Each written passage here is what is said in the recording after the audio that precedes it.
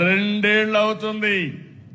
నేను అడుగుతున్నా మిమ్మల్ని అందరినీ, 2 ఏళ్ల పాలనలో మాకు మంచి జరిగిందంటే గట్టిగా చప్పట్లు కొట్టి మీరు హర్షాన్ని, ఆమోదాన్ని తెలియజేయండి. అర్థం కాలేదు కదూ? ప్లే చేయరా. ఆడబిడ్డ నిధి నెలకు 1500 రూపాయలు మీ అకౌంట్ లో వేస్తాం.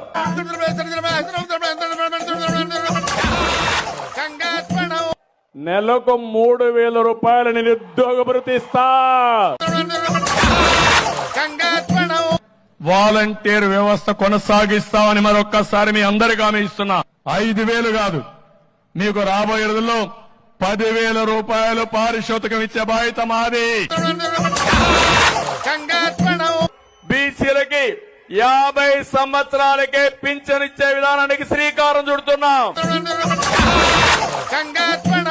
పెట్రోల్, డీజిల్ కూడా ధరలో నియంత్రణ చేస్తాం.